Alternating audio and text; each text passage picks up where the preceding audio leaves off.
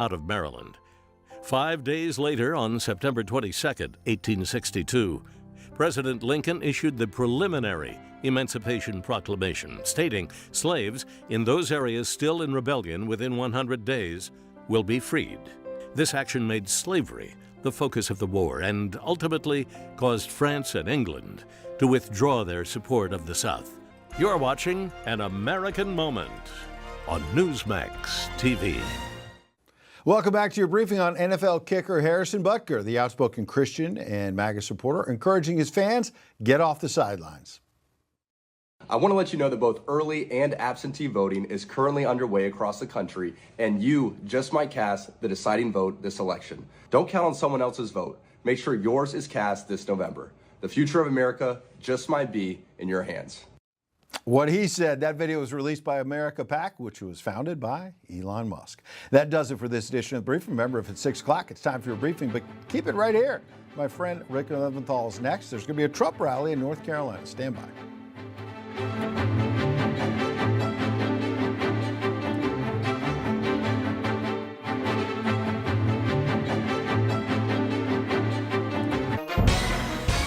Hi folks, we're back. If you've been injured in an accident that's not your fault and you don't have an attorney, listen up. We have legal professionals standing by to answer your questions and tell you what your case is potentially worth. Pick up the phone, call now. His presidency was one of the most vexing in American history.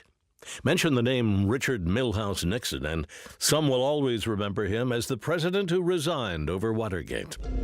But many others will credit him with one of the greatest diplomatic achievements, the reestablishment of relations between the United States and the People's Republic of China. As I have pointed out on a number of occasions over the past 3 years, there can be no stable and enduring peace without the participation of the People's Republic of China and its 750 million people. For 25 years, diplomatic relations between the two great nations had chilled, following the United States' decision to recognize Taiwan as the legitimate government of China. President Nixon and his then National Security Advisor, Dr. Henry Kissinger, reached out to his communist adversary to change that. The meeting between the leaders of China and the United States to exchange views on questions of concern to the two sides. On February 21st, 1972, President Nixon, along with his wife Pat, arrived in Beijing. He was feted by the Chinese and honored by no less a figure than Chairman Mao himself. Richard Nixon's opening of China to the West has been described as genius, the boldest diplomatic move on the global chessboard in a century. In one stroke, Nixon had separated communist China from the Soviet Union, reducing the power of the communist bloc and paving the way for the eventual end of the Cold War. I'm Bill Curtis, and this is An American Moment.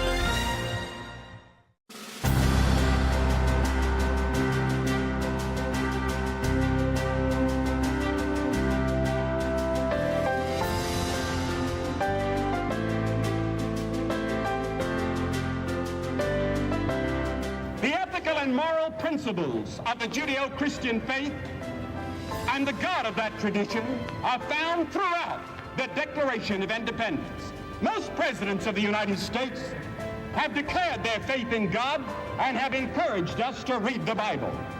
I'm encouraged to believe that let's check the stitches of racism that still persist in America.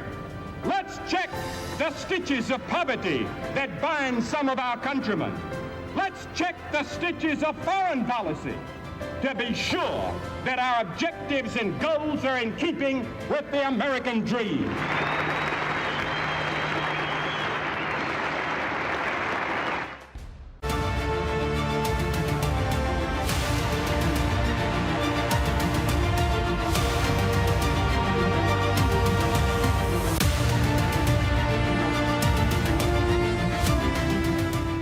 Good evening in the East, good afternoon here in the West, and happy Taco Tuesday, everybody. I'm Rick Leventhal, and this is the Leventhal Report. We're exactly 2 weeks from Election Day, so get ready for the final push from both candidates trying to persuade anyone on the fence to jump down on their side. Are you on the fence? Personally, I'm not sure how anyone could be on the fence or be on Harris's side of the fence, but I'm not judging, just flexing my opinion muscles since I didn't use them on TV for the past 35 years, but now I can, and I am.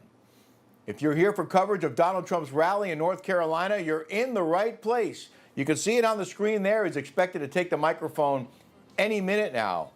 And when he does, we will bring you his entire remarks live and uninterrupted because that's what we do here on N2. While we wait, I wanted to share a couple of incredible pieces of video involving his opponent, the Vice President of the United States, but apparently I will not be doing that. Unfortunately, I had a heck of a rundown prepared for all you folks, but there is Donald Trump. He is now making his way to the podium, talking to the crowd. I'm sure we're going to hear Lee Greenwood any second now, if we're not already. I'll shut up and let you listen to the rally, and former President Donald Trump will be the 47th President of the United States just 2 weeks from now. That's Election Day. So let's listen in to Donald Trump. To Houston and New York to LA, where there's pride in every American heart, and it's time we stand and say that I'm proud to be an American, where at least I know I'm free, and I won't forget the men who died, who gave. Special coverage of the Trump rally is exclusively sponsored by Preserve Gold. Get peace of mind with precious metals delivered to your home or retirement account with Preserve Gold today. No doubt I love this land. God bless the USA.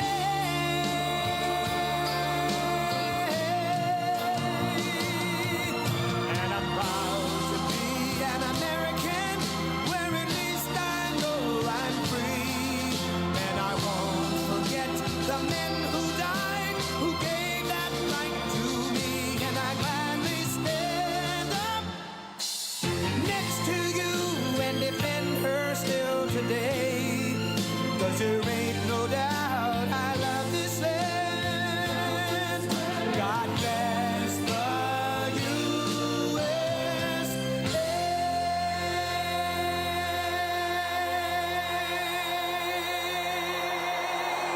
Wow. Thank you very much, everybody. Oh, this is a nice crowd. Thank you.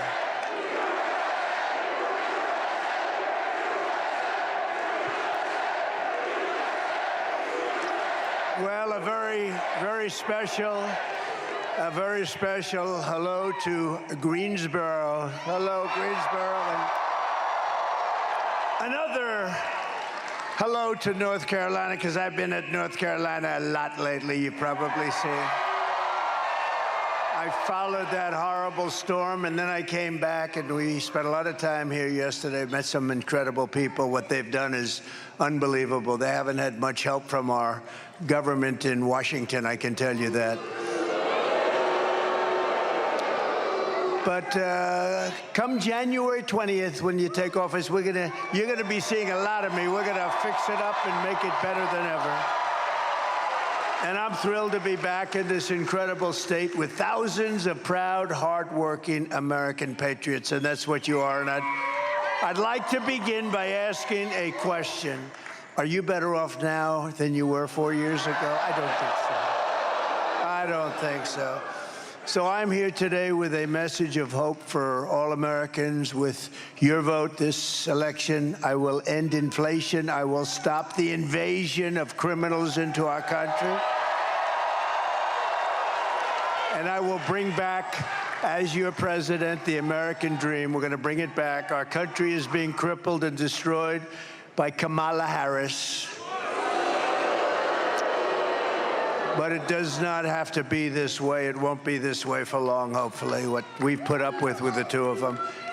What we put up with the two of them, with your support on November 5th, America will be bigger, better, bolder, richer, safer, and stronger than ever before. This election is a choice between whether we will have 4 more years of incompetence, failure, and disaster, or whether we'll begin the 4 greatest years in the history of our country. We'll do something that nobody will even believe. After all of the catastrophes that she has caused, Kamala, she can't say one thing. Not one thing that she'd do differently. They said, would you do anything differently? Well, I can't really think of anything, right? No, she's terrible. We need smart people now. It's time for smart people, not time for these people. So I'm asking you to be excited about the future of our country again, and this will be America's new golden age. We're going to turn it around so fast your head will spin. We're going to stop all of this craziness. Every problem facing us can be solved, but now the fate of our nation is in your hands. In North Carolina, you have to stand up and you have to tell Kamala Harris that you've had enough. You can't take it anymore. We're not going to take it anymore. You're the worst vice president in the history of our country.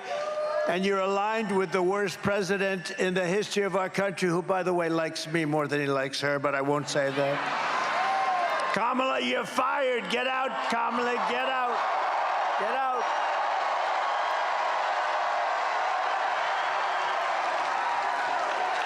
No, I think she probably does. I think he likes me slightly more. He hates me, you know? But when you think of what happened to him, think about it. He was doing okay, and then he had sort of a bad debate, and his numbers went down a little bit, and that's to be expected. And then they went to him, and they really just took the presidency away from him. And he's got a lot of anger in his heart. He's got a lot of hatred in his heart. And much of it goes to her, because she was the first one out. She failed. She was 22 people were going for the Democrat nomination, right? And she was the first one. Think of it. She was the first one out. And now they're a threat to democracy, as they like to say. They're a threat to democracy. But nobody would have thought that was possible. And now she's cratering in the polls. You know, you see it, because they're learning who she is. She's a radical left lunatic. Yesterday, I was here in North Carolina, outside Asheville, where I witnessed the terrible devastation of Hurricane Helene.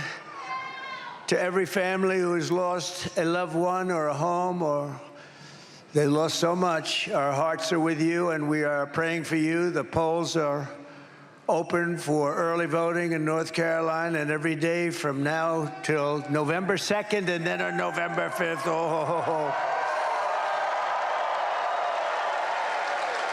You know, if you think about it, that has a chance to be the biggest day in American history. That could be a very exciting day. It's going to be the most important election in American history. I really believe it, because our country has lost its way.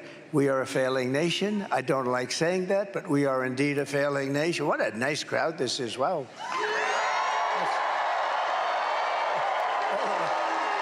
A lot of people. No, we don't like saying it, but it's... Thank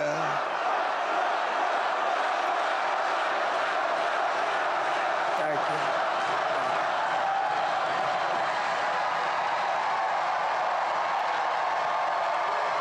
Great. What people? What people? We're going to take care of you. We're going to work together. You know, we won twice here. And we won twice everywhere, if you want to really know that. We won twice everywhere. Too big to rig. We got to make it too big to rig. Everybody get out, but we're going to make it too big to rig. But if you're displaced due to the storm, you do not have to return to your home county to vote. You can request a ballot to your temporary housing location and go to TrumpVote24.com/NC for more details. You know what? The amazing thing, and the fake news is picking it up. That's a lot of fake news tonight. That's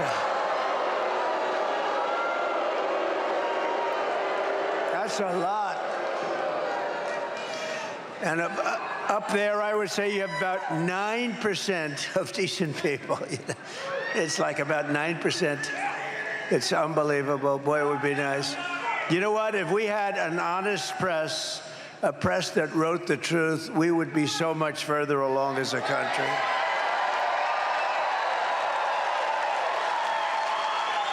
But that's a big group back there. You know where Kamala is today? They don't want to tell you. She's... No.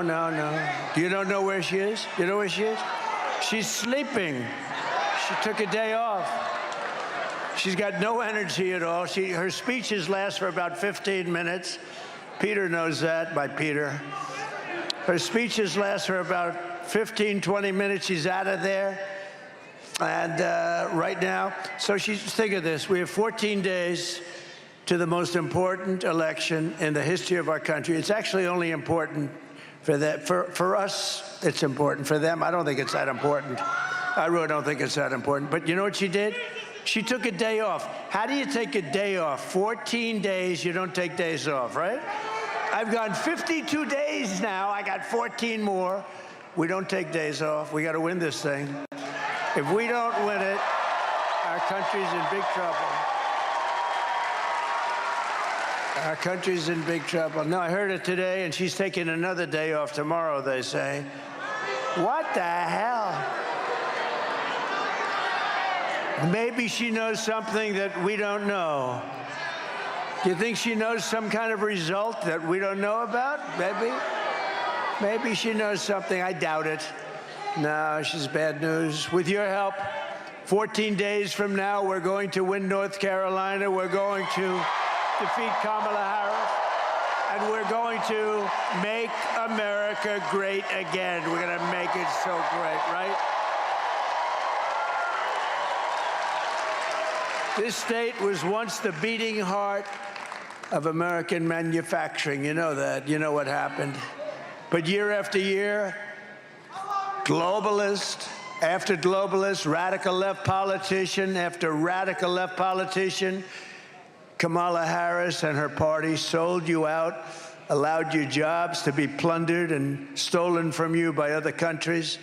After NAFTA and China's entry into the World Trade Organization, some of the worst things that ever happened to this country, North Carolina, lost over 300,000 manufacturing jobs, like taking candy from a baby, including 60% of its furniture manufacturing jobs. You know, I used to come here to buy furniture. I'd come here. The artists you had, they were artisans. They were incredible. I'd like to see a new handle on the chair. And you'd have a guy, oh, yes, sir, ding, ding, ding, ding, ding. I mean, the most incredible talent, but stupid politicians took that away from you. Really stupid, horrible politicians. They took it away. They took it away. It went to China and lots of other places. And you heard, when I bought some furniture, the chairs would break. People would sit in the damn chairs, they'd break. I'd end up getting sued all the time. I like North Carolina much better, if that's okay. Under Kamala, the United States lost 50,000 manufacturing jobs just this year alone. I don't even mention Biden anymore. I don't know what the hell's going on there. Who do you tell? Who's running this place?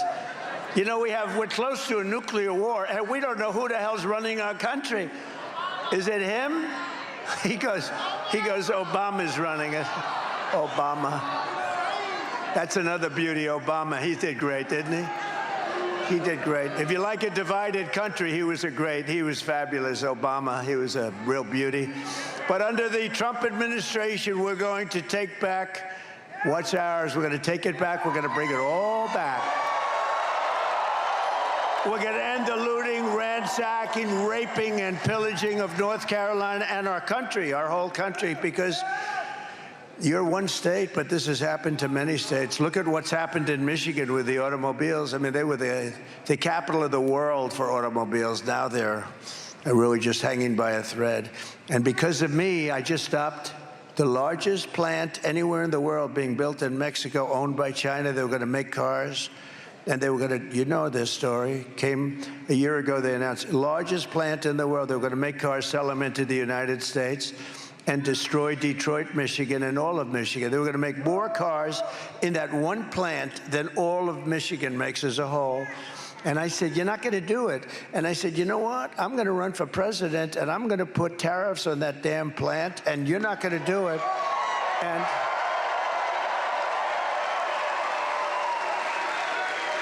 And I just heard last week they've abandoned the plant because of Trump. Because they think we're going to get elected, and they say if Trump gets elected, we're going to lose our ass, and we're not going to do it. So they decided they're not going to build the plant. But you know what? If she gets in, they'll start the plant like your head will spin, and they'll be selling hundreds of thousands, millions of cars into our country with that big, monstrous plant. There were a number of plants. They're all stopped, every one of them, because they think I'm going to come in, impose 100, maybe 200, do whatever's necessary. They're not going to have one car come into our country and destroy Michigan and South Carolina and Tennessee and a little bit of North Carolina. But, you know, South Carolina has been very big with that. But we're not going to let them destroy our country, our states that do the auto things. You do a little bit of it, and sometimes a lot, depending on your mood. You have a lot of things in the state. You cover a lot of territory. Peter, they cover a lot of territory in this state. But the one that I like best, I loved, and I really mean it, I loved what you did for furniture. Isn't that terrible? I had such a heart for furniture here. It's hard to come back. It's hard to come back, but we're going to bring it back. We're going to bring all of it back, more than you ever had before. We're going to bring it all back. We're going to bring it all back. And if she comes, I'll tell you what, if she becomes president of this country is finished. This country is finished. And I don't like to be that way, and I wasn't that way. Even with crooked Hillary, I wasn't talking that way. This woman is a radical left lunatic who has no right even running. She doesn't deserve to be able to run. She came in last in the primary, now she's running because they want to be politically correct. I'm not going to let this happen.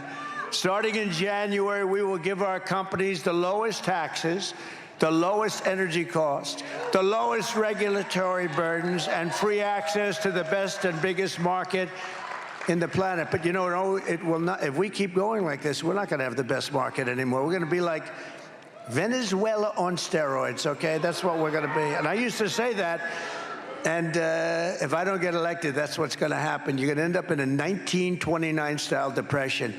If you look at what her policies are, she has no idea about business. She has no idea. Frankly, she has no idea about anything. She destroyed San Francisco, which was really the best city, I think maybe the best city in the country. She destroyed it. She helped destroy California, along with Gavin Newsom, who was one of the worst governors in the history of our country. But only if they make their products here, they're going to get these benefits. Only if they make their products here in America and they hire American workers to do the job. It's very simple. And if these companies don't make their products here, then they will pay a quite stiff tariff. Nice tariff. We're taking a lot. You know how much China paid us during my time? Hundreds of billions of dollars. No other president got them to pay not 10 cents. Go through all these great presidents. Oh, they were so great. Not 10 cents. China didn't pay 10 cents, and they were ripping us left and right. That's why I got into politics, if you want to call it that. I don't feel I'm a politician, but what the hell, call me whatever you want. But it really was trade. And you know what? It morphed from trade, and now I say, most important thing to me, trade. Always trade with me. We're going to bring jobs back like nobody's ever seen. But the border, it's so horrible what they're doing to us on the border. To me, you know, if you look at the polls, it's the economy and it's inflation, and then it's the border. I think the border is the biggest.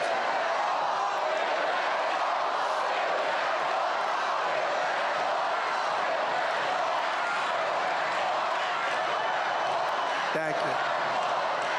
Thank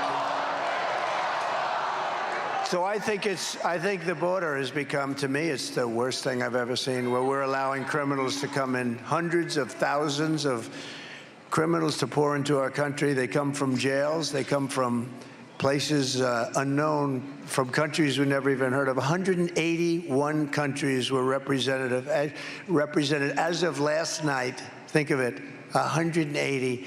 To me, number one is our border. We don't want murderers. We don't want people from mental institutions coming in. We don't want people coming in who are terrorists. And I think it's number one. And then number two would be economy. And number three is inflation, or you could put them together, do it any way you want. But I think that the border is the biggest threat to this country. Other than, of course, some horrible, horrible radical left lunatic politicians that we have. That's a pretty big threat to our country also. But I will never apologize for defending America. I will protect our workers. I will protect our jobs. I will protect our borders. I will protect our families, and I will protect the birthright of our children to live in the richest and most powerful nation on the face of the earth. And we'll have it back there very soon. We're going to have it back there very soon. With 4 more years of Kamala Harris, North Carolina will be an economic wasteland. That's what's going to happen. The rest of your companies are going to move out. Everybody knows that. The smart people know. She's the only one that doesn't know it. Low IQ. She's a low IQ individual. And we've had that for 4 years. We don't need another 4. No country could take that. Can you imagine what President Xi, I got to know him very well. He's a fierce individual. The press, the fake news, hates when I say that he's a brilliant man. He runs 1.4 billion people with an iron fist. If I say he's a brilliant man, they say, he called him a brilliant. Okay, he's not a smart man at all. These people are crazy back there, I'm telling you. Am I allowed to say he's smart? Is he smart? He's a smart man. He's a fierce man. I get along with him very well. Putin, these are people that are tough people. Kim Jong-un, North Korea, nuclear weapons all over the place. I said, you ever do anything else? Go to a game, do something, He loves producing nuclear weapons. That's what he likes producing. And he's got a lot of them. And he has no respect for our leadership now, and he didn't respect Obama. He thought Obama was a real jerk, And I think he's a real jerk because I've watched him campaign over the last couple of days. I watched him campaign. What a divider he is, right? What a divider he is. He'd divide this country. He couldn't care less. Him and his little group of people. He was terrible. But I've watched what he's done. He's trying to campaign because she's incapable of campaigning. So they send him in to try. He's not going to do it. He also, you know who he helped? He helped Hillary Clinton. How did that work out? He came out for Hillary. So they sent out the same thing. But the fake news, they don't talk about that. They said, oh, they're bringing out Barack Hussein Obama. Oh, Barack, remember Rush? Barack Hussein Obama. Rush Limbaugh, we miss him, don't we? Don't we miss him, Peter? They're bringing out Obama. I say, oh, they did that with Hillary Clinton. Good, I'm glad they're bringing him out. The reason they're bringing him out, because he doesn't even want to do it. I think he's exhausted. I watched him talking. I think the guy's exhausted. And I never say a guy's looking old, but he's looking a little bit older, isn't he? There's nothing wrong with that, nothing wrong. But he's exhausted. He's exhausted. But the reason they bring him out, and other people, they're bringing out all these other people. Nobody goes to their rallies. Nobody goes there. So you know what they do? They bring in so-called stars that I've never even heard of. These are not stars to me. These are not stars to me. But they bring out some people. And what happens is the star comes in, they get a little bit of a crowd. They don't get crowds like this, and they have guitars. I don't, okay? I got nothing up here. And they bring them out, and they get an audience. They perform for a couple of minutes, and then they leave, and then the candidate gets up. There's nobody in the room. They got to do it the other way around, Let her speak first. But they bring him out because they need help. because she cannot talk for more than 15 minutes. And when the teleprompter goes out, remember, 32 days, 32, 32.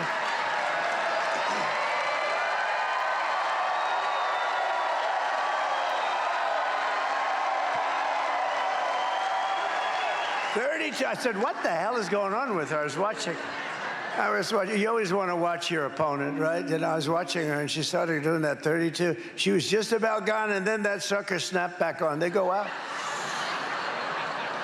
It's a dangerous business. You know, if you're a teleprompter reader, it can be dangerous, because no matter how good these guys are, I have a great guy, but about 5% of the time you lose a teleprompter. Sometimes it breaks down and snaps. We call it a snapback.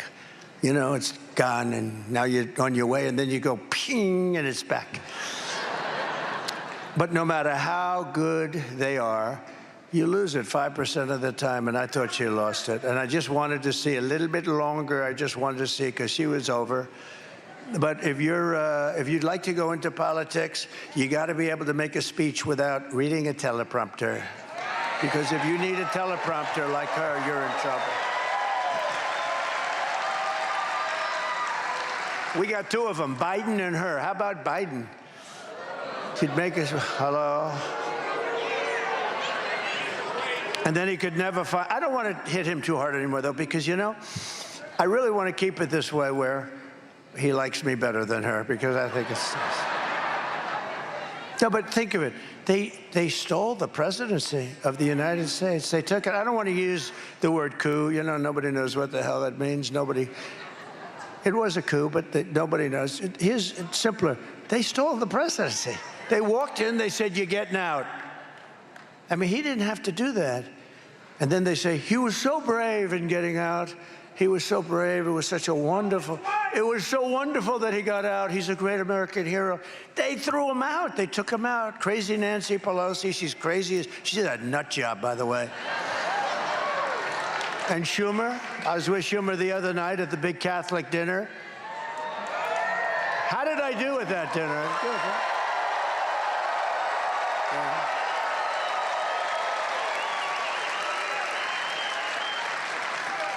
The Al Smith dinner, big dinner, 77 years. Almost without fail, every candidate goes to that out of respect to Catholics. And she said she's not going. It never happens. It hadn't happened in decades. And the last person, we know who that was. The last person lost, he lost everything but one state. You know what state it was? Minnesota, the home of the stupidest man I've ever seen run for office. Is there something wrong with that guy? He's always bouncing. He's going with his heart. Yeah. I never got that. But there's something wrong with that guy, I'm telling you. And you know, that should enter in. And I have somebody the exact opposite, a brilliant guy, J.D. Vance, who's really very solid, very solid. Kamala's inflation has already cost the typical family over $30,000 on higher prices, and now she wants to raise the typical family's taxes by nearly $3,000 a year. Take a look at this. Kamala Harris is going to significantly raise taxes. Taxes are going to have to go up? Kamala's plan will raise families' taxes by nearly $2,600 a year. Under Kamala, prices have already soared. Now she'd make it worse with even higher taxes. Taxes are going to have to go up? President Trump will cut taxes again. No taxes on tips, overtime, or Social Security. Approve this message. Thank you. Remember when I said no taxes on tips, and then like a month later she goes, we will have no taxes on tips. Oh, and the place was booing her. They said, you're a little bit late. Anyway, and you never heard it. I haven't even heard her say it again after that, because that just shows you the kind of dedication they have to their statements. No, she's the taxing queen. And she's also demanding a shocking 33% tax hike on all domestic production, along with the largest capital gains tax hike in history. This is going to be the largest tax anybody's ever had to pay. And every business is going to leave our country and go to another country. They don't have to stay here. They have a lot of opportunity. It used to be you'd go to a different state. Now they go to a different country. They'll go to Asia. They'll go to Europe. Go to different countries. And you've had that. And all you're doing is forcing them out, and with them goes the jobs and the money. By contrast, I will massively cut taxes for workers and small businesses and do just as you saw, no tax on tips, no tax on overtime, and no tax on Social Security benefits. I will make, here's something that I think is going to be great. Think of this. And I just made a decision to do it a little bit differently because I'm only going to do it if they build that particular product, namely an automobile, in the United States. Listen to this. I will make interest on car loans fully tax deductible because affording a car is essential to restoring the American. So I had calls from the biggest people in Wall Street. Where did you come up with these ideas? The no tax on tips? Who gave that to you? Actually, it was a waitress at Trump Hotel in Las Vegas. I didn't pay a consultant $5 million to come up with the idea. A waitress said, it's terrible the way they're treating us with tips. And a lot of them, you know, I mean, a lot of people don't report those tips anyway, really, I guess. It's a kind of a weird kind of a thing. How do you tax it? Somebody puts $5 in their pocket, you know, let's see. But she gave me the idea. But they said, how did you come up with this thing on deductibility of interest on automobiles? I said, it was just an idea I had, but I had a better idea because here's what I'm doing. I want it to benefit, I don't want it to benefit other countries. I want it to benefit us. So its deductibility of interest is great, but only if the car is manufactured in the United States.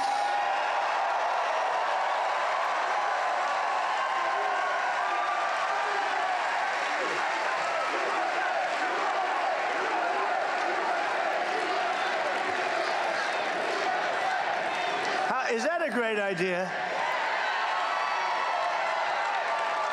Why the hell would we give them taxes if they manufacture the car in China or Japan or lots of other places that stole our business over the years? Mexico is a very big threat. I'm telling you, it's a big threat.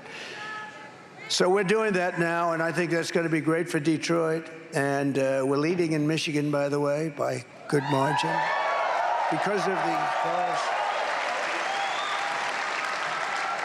Because of the brilliant mandate that next week you're going to be forced to drive all electric. Everybody's going to have an electric car. They don't go far. They cost too much. And by the way, they're great. You know what? They're great. And Elon makes the best of them as far as I'm concerned. But, and he'll be the first to admit, it's a certain market, and it's a certain market for certain things, but you have to have gasoline powered. Here we have more gasoline, we have more oil and gas, we have more liquid gold than anybody in the world, and we're trying to go all electric. So we want that. We want hybrids. We don't want hydrogen cars. We don't want hydrogen. Would anybody like a hydrogen car? You know what a hydrogen car? It's a great car. It's a wonderful car, except if it happens to explode, then you are unrecognizable. They said they have it down. They don't think more than 10 or 20 will explode a year. But if it does, you're gonzo. So we told them, let's not spend a lot of money on that. That's one of those things, no matter how good it is, you don't want it. But other than that, they said it works quite well. On day one of the Trump administration, I will terminate Kamala's insane electric vehicle mandate, and we will end the Green New scam once and for all. You know, the Green New scam is terrible. You know whose idea that was, right? AOC, young girl, very nice person. She never even studied the environment in college, average student at best. She was an average student. She walked in one day, she said, we're going to all be dead in 12 years because the oceans are rising. Well, it's been more than 12 years. What's going on? No, we have a much bigger threat. We have a threat called nuclear weapons, and having stupid people running our country And if you talk about global warming, that's the real global warming, not this nonsense of the ocean's going to rise over the next 400 years by 1/8 of an inch and we're going to be wiped out.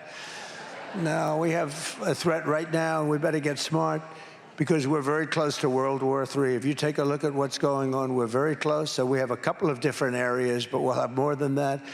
And you can look at the size, look at the teams. They're already being divided up. You see what's going on with Iran and Russia and China, and now other countries are adding into that group, North Korea. No, no, no. We have very stupid people letting this happen. That should have never happened. Now they want to attack our dollar. They want to take our dollar away from us. They want to take our dollar and not have that be the standard any longer. That would be like losing a world war.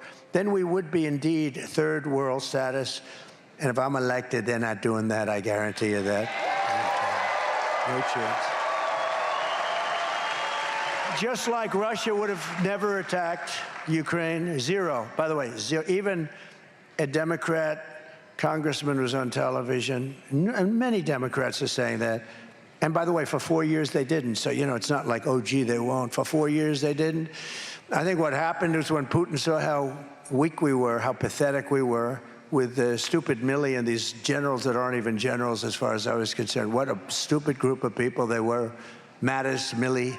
You know, the real ones, the ones that I used to defeat ISIS. We defeated ISIS. They were the real generals. They were the real generals. They weren't the television generals. They weren't the dumb ones. They were the ones that were warriors. But we'll quickly become energy independent, and we will frack, and we will drill, baby, drill. We're going to drill.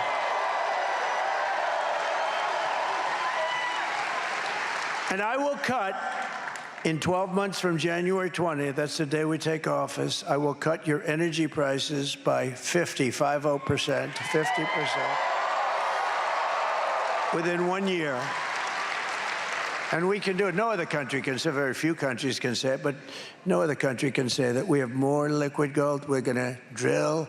Your prices are going to come down. Then everything else is going to start coming down, too, because you're paying too much. You know what people tell me mostly? Groceries. The simple word, groceries. I say, what do you mean?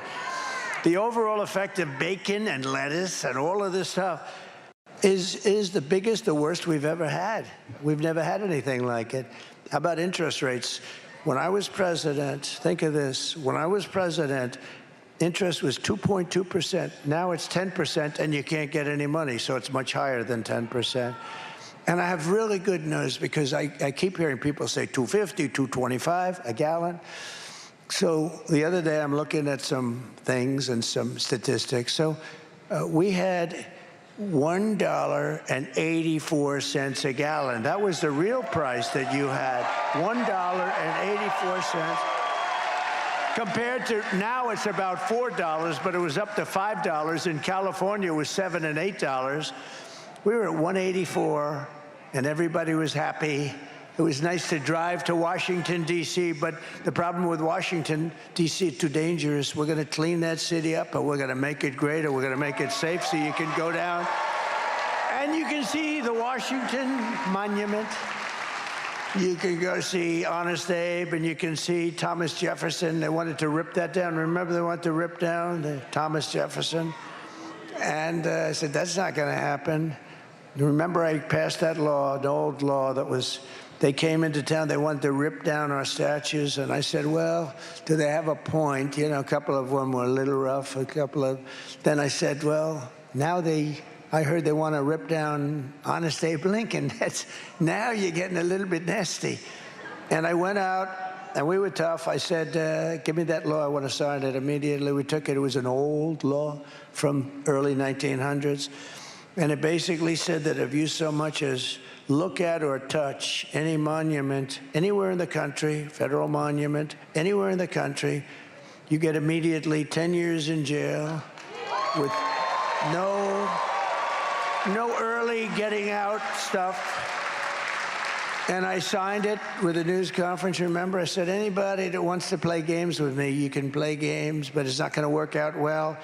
And we had a lot of people in Washington. They were having a lot of fun thinking about which statue they're going to take down. And as soon as I signed it, I watched the backs of those people. I don't want to use the word asses. I watched the backs of those people. leaving town. They all left town very nicely. We had no problem. But just recently, a month ago, they were in Washington, and they're spray painting beautiful limestone lions and doing tremendous damage, fighting with the police. And by the way, nothing happened to those people. You know, when you spray paint over limestone, you'll see it in 100 years from now, because limestone's a very porous. I was really good at real estate and building. Limestone's very porous stone. And that stuff goes right into that. You can't get it out unless you want to do it with a chisel, and that's not going to work. And you're going to see that in 100 years from now. And it's very, very sad. And nothing happened to those people, nothing. I watched it very closely, and they did great destruction, and they had fistfights with our cops, right? They had fistfights. They were rolling in the grass and fighting our police. Nothing happened to them. Under Kamala's economy, millions of Americans are suffering because of inflation. They're losing their jobs. You can't afford housing, groceries, or a car. And yet Kamala is importing millions of illegals across our borders and giving them taxpayer benefits at your expense, while taking the jobs from African Americans and from Hispanic Americans at levels that we have not seen. You're going to see reports coming out very soon. They're trying to hold it until after the election. Hopefully it won't matter, because we're going to win by so much. But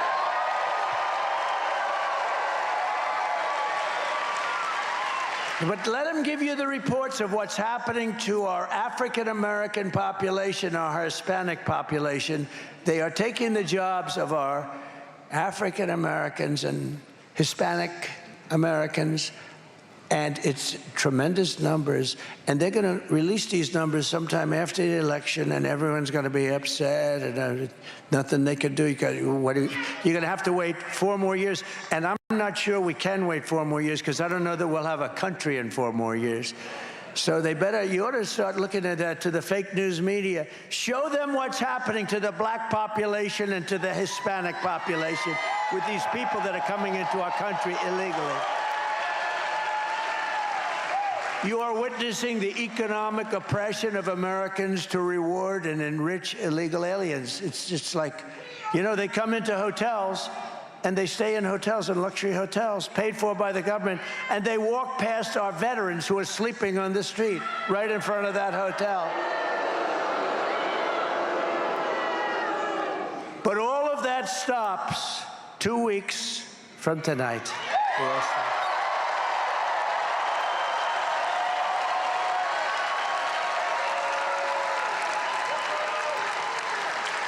For 4 straight years, Kamala Harris has imported an army of illegal alien gang members and migrant criminals from prisons and jails, from insane asylums and mental institutions all around the world, from Venezuela to the Congo. Not just South America, this is all over the world. We're the dumping ground for the whole world to put their criminals into. And she has resettled them into your communities to prey upon innocent Americans, and that's what they're doing. You just take a look at what's going on in Colorado. Take a look at what's going on there. They're taking over. They're in the real estate business like I am. The only difference is I go out and borrow nice money from a bank. They do it with guns. You see what's going on in Aurora? But it's not just Aurora. It's hundreds of communities. They don't want to talk about it because they don't want to destroy the reputation of the community, and they better start talking about it, because they won't have a community. When I win on November 5th, the migrant invasion ends and the restoration of our country begins. It's going to begin.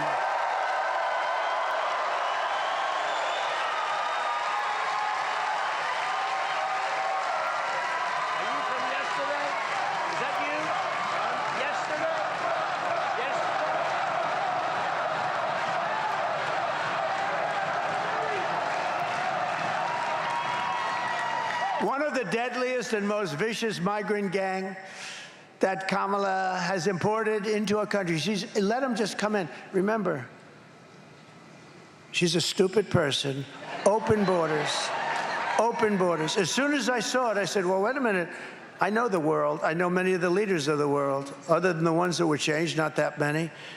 I know them. They're smart. They're streetwise, very streetwise people. I said, wait a minute, they're going to let all their prisoners out into our country. When you have open borders, there's no check-in, there's no vetting. And very importantly, Border Patrol, they're phenomenal. They endorsed me last week with the strongest endorsement that you've ever seen. Unanimous. Unanimous. And in the endorsement, they said she is so bad, there's never been anybody bad. That by itself should cause her.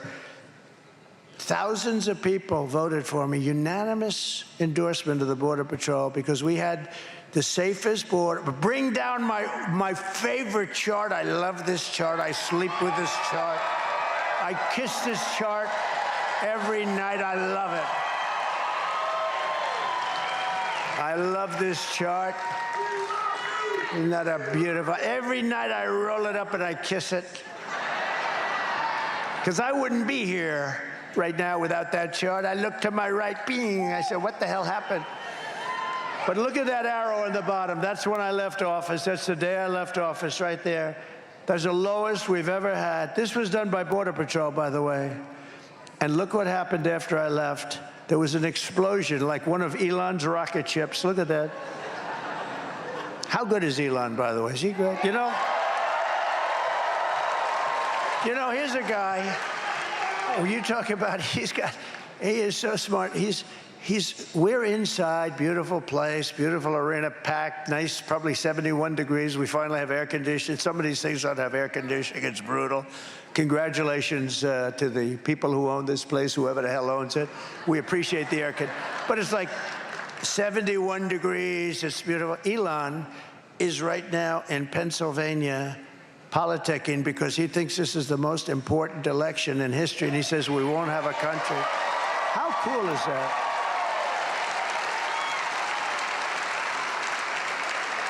And he's registering voters. He's an amazing guy. How cool was the rocket ship that landed the other day, right? I never saw it. I told the story. I don't want to, if you heard it, just turn off your ears for a second. I'm talking to a very important guy, and I have the no sound on the television muted. And I'm looking at the television, talking to this guy. Very important, but quite boring, to be honest with you. I hope he doesn't watch me say this, because he'll be able to figure out who it is. But anyway, I said, wait a minute, would you hold on, please, just for a second? Because I'm looking at the screen. I'm seeing this 20-story, huge tube pouring down and fire's pouring out of it. And it used to be white, but the heat is thousands of degrees coming down. They say thousands and thousands. So it's been beat up in that trip down. And I see this massive tube is coming down, and the fire's burning, and it's exploding all over the place.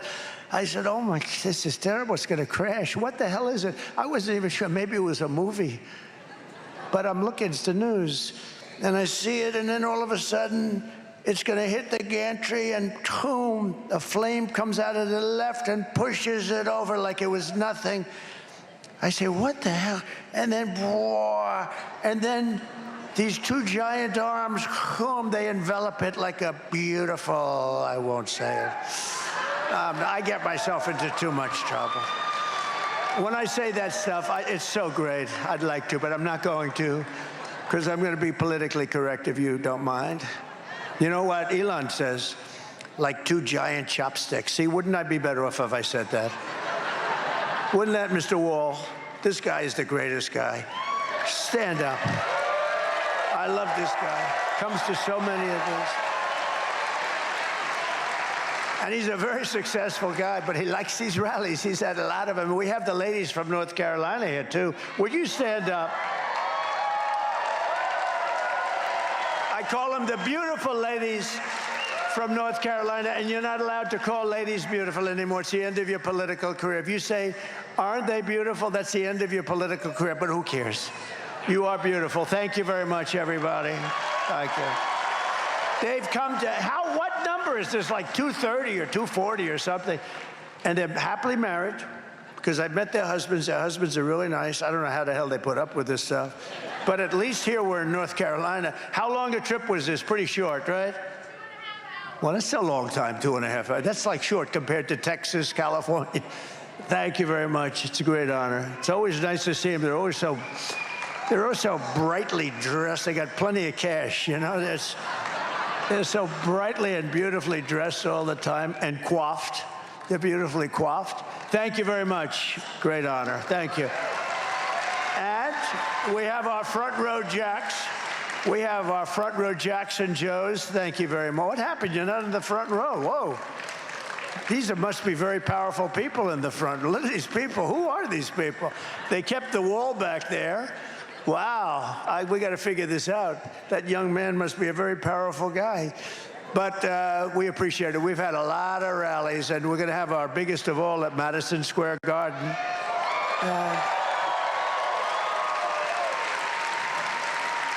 We're going to make a play for New York. Hasn't been one in many, many decades, but with what's going on in New York between the illegal migrants and the crime they're causing and hurting people so badly and all of the problems in New York, we're going to give it a hell of a shot. So we took Madison Square Garden. We filled it up. Think of this, sold out in 3 hours. Done. Can you imagine? If a normal politician, and I don't say this in any way, just say if a politician, like take our best politician, after me, take our best politician. If you had 250, 300 people, that would, you'd have 300 people in a ballroom or something. Ronald Reagan would have 350 people, 400 people. We sell out these things, 25,000 people at Madison Square Garden because we use the floor, right? The basketball. So we have the whole thing, holds 18 or 19,000. We have the floor. And it's sold out in 3 hours, so that's a great honor. But we're going to do a big one in the Atlanta arena.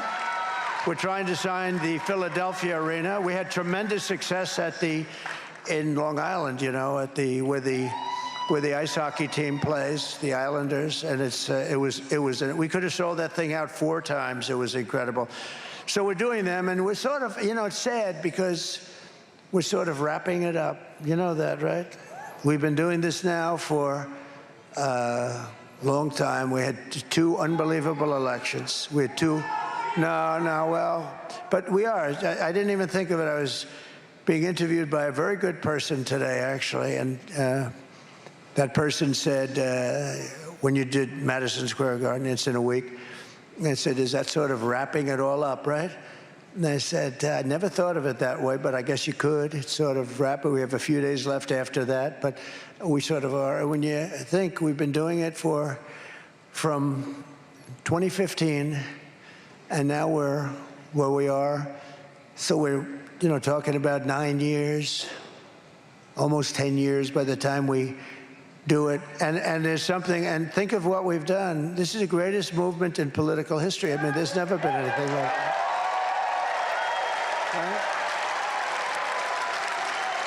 Right? The greatest movement in political history. And I know, oh, look, there's Uncle Sam back there. Look at that guy. He shook my hand. This guy's got the hardest handshake. My hand is still recovering from his handshake. Uncle Sam, how are you? And I have no idea who he is, I promise you. Somebody says, oh, do you pay these people? I don't pay them. I don't pay the wall. I don't pay Uncle Sam. But they're incredible patriots. And you know what? They're very smart people. They're incredible people. But this is like a football game to some. They come in, these guys, they're accountants. They head accounting firms, law firms, and they got the name of some football player in the back. I don't know if I could do that. Well, maybe Lawrence Taylor. He's my friend. I'll come in with a Lawrence Taylor. These are all guys. We have a lot of endorsements from athletes, that I can tell you. But thank you, Uncle Sam. But it's sort of interesting. I never thought of it. It's sort of we're wrapping it up. We're wrapping up something that has been incredible. There's never been anything like this. The rallies, the size of them, the enthusiasm. And we have more enthusiasm now than we did for 2016 or 2020. But we really started in 2015, about a year before, a little less than a year before. We started in 2015, and it's been really amazing. It's been great. It's been great to be with you, and now we want to close it out with a beautiful bang, and we want to straighten out the country, and we're going to thank you, darling. I pray for you, too. Thank you. Yeah.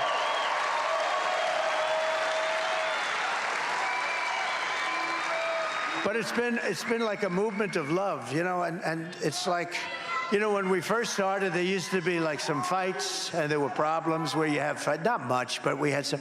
It's been, and I don't want to jinx it by saying, but it's been it's been like love. It's been like amazing. It is. And you know what? The people back there, when I say things, if I'm a little bit off, they'll go headlines. And I don't mean to be a little bit off, but this is the single greatest political movement in the history of our country. There's never been anything like that.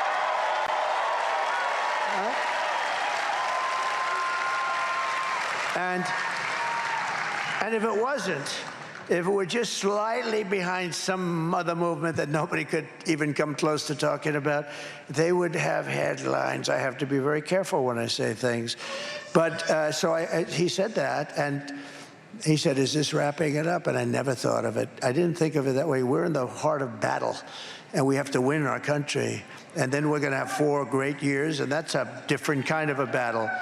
But for what we're doing, for the campaigning, this will be, we're pretty much, we're 14 days from sort of wrapping it up. And we're going to have different kinds of get-togethers, and hopefully it's going to be get-togethers of success. We're going to base it on success. We're going to have great success with this country.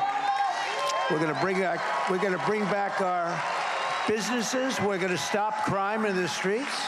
We're going to close up our borders. We're going to let people come in to our country. But we need people to take all these jobs that we're going to be creating a lot of jobs just by the use of very smart use of tariffs, taxes, and incentives. Just like I told you, just come up with one.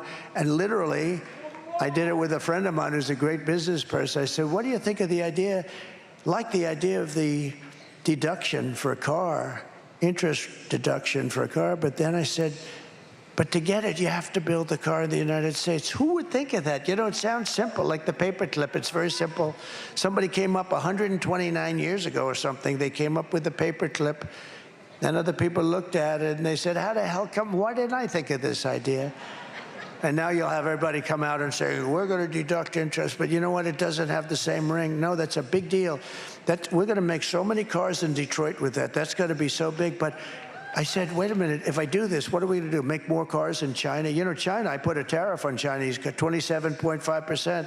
And because of that, they're not flooding our country. They're destroying Europe. They're just flooding Europe with cars. But we've kept our car companies, and but it's a fraction of what it used to be. We had the glory days. We were making everybody's cars. The Cadillac was the most beautiful. To my father, having a Cadillac, he'd get a Cadillac every 2 years. That was his definition of luxury.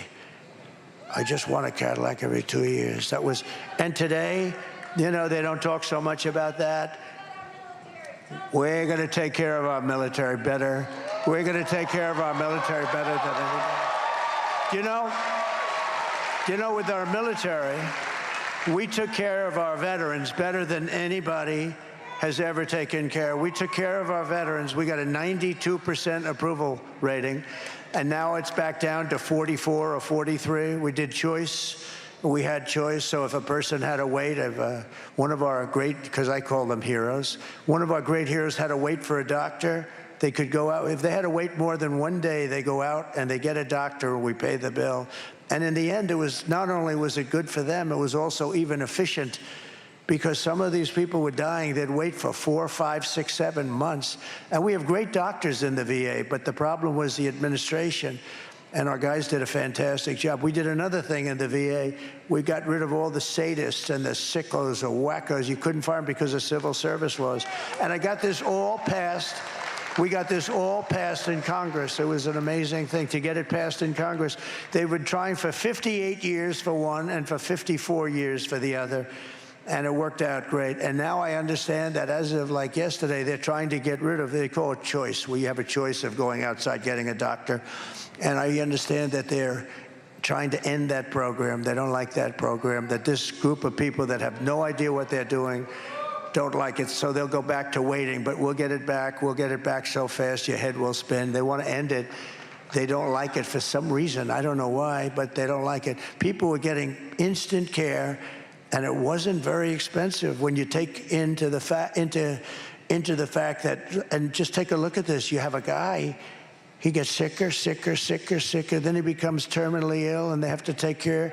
In the end, I think it's probably cost-effective, but I don't even care about the cost in that case. We take care of our people. Who would want to wait months to get, in some cases, a simple pill or a simple shot?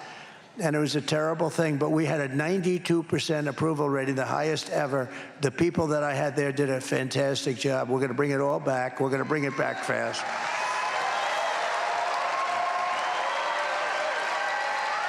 And one other thing, I mean, isn't it nice to have a president that doesn't have to read these stupid teleprompters, isn't it?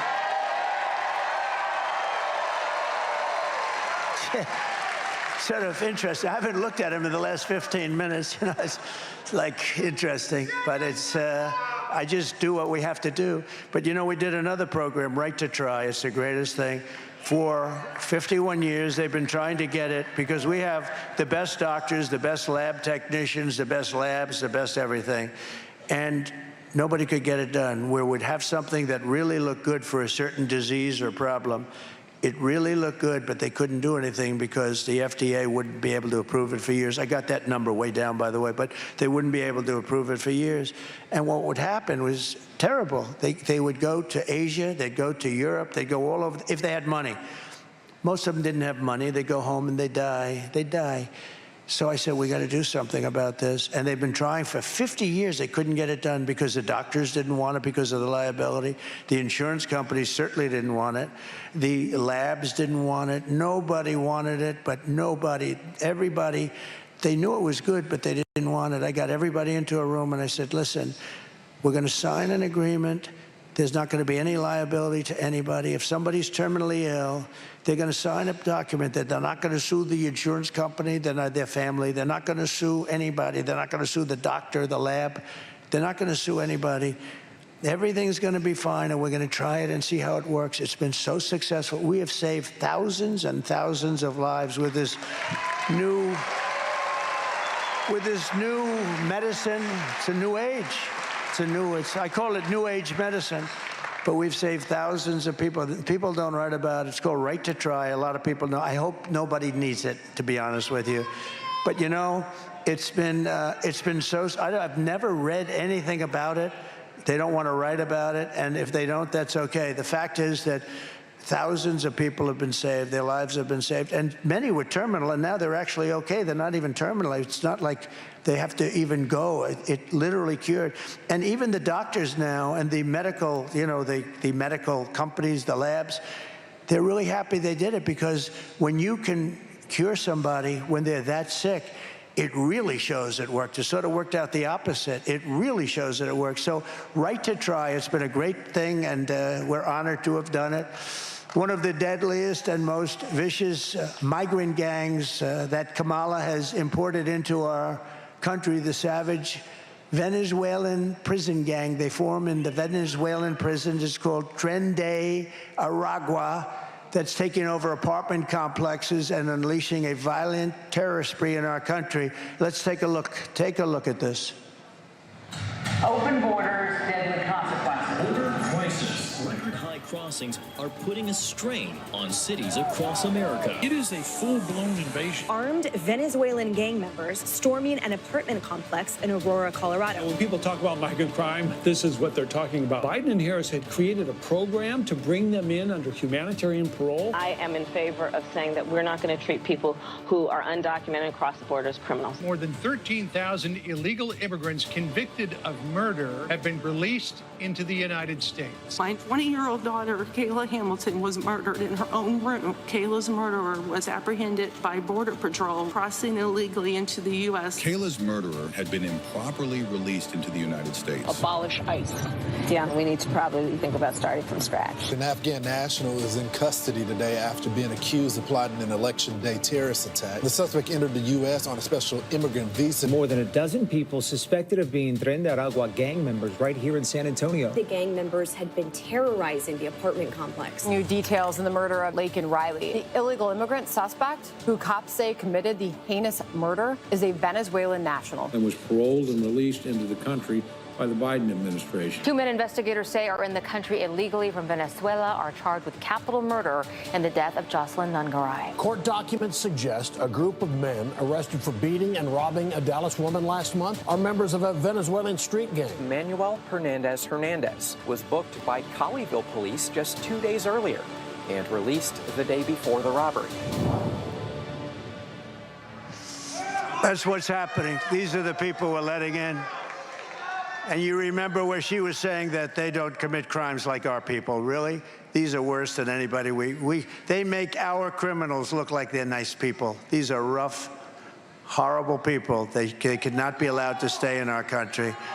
The United States is now an occupied country, in effect. But on November 5th, 2024, we will have a thing called Liberation Day. We're going to have Liberation Day. In the last year alone, over 70,000 illegal aliens from China have crossed our border. You know about that. Many of them military-aged men, 70,000 in a year. 70,000, that's getting to be Army territory.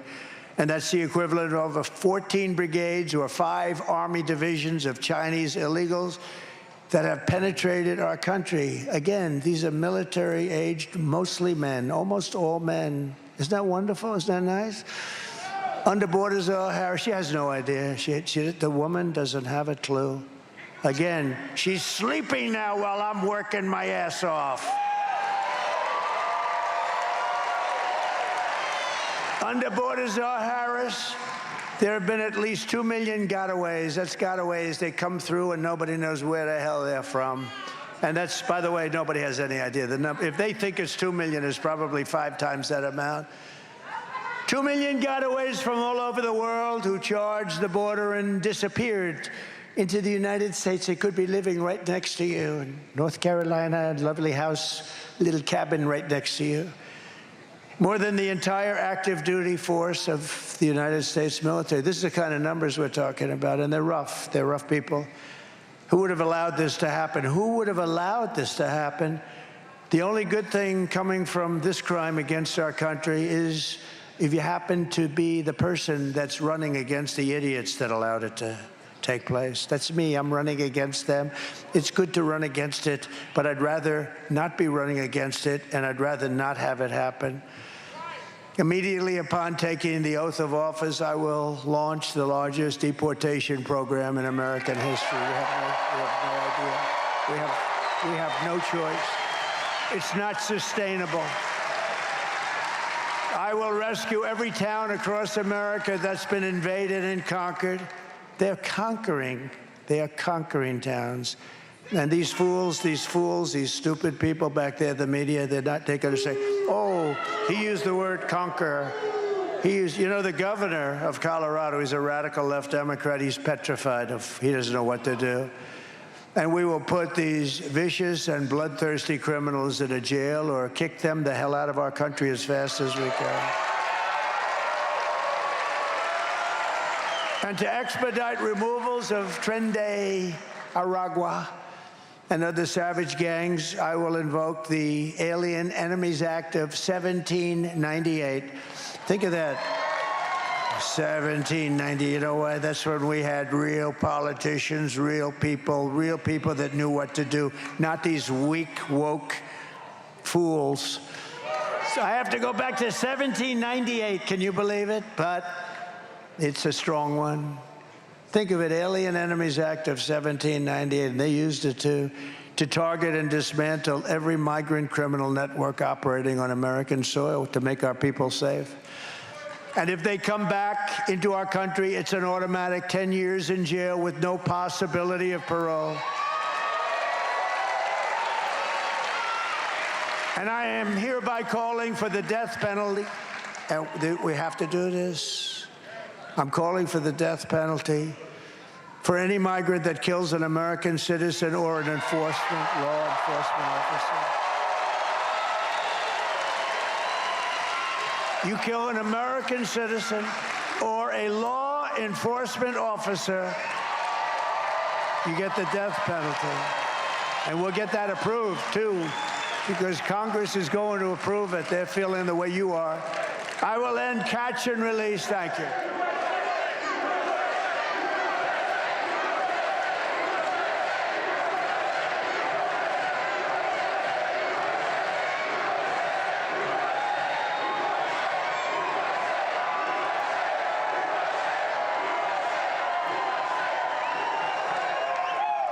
I have to ask this man in the black, are you the man that I met yesterday or not?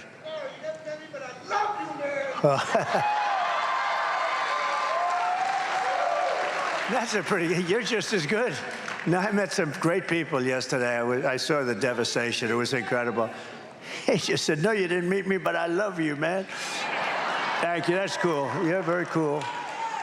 You're very cool. Thank you. I will end. Thank you. Thank you. Thank you.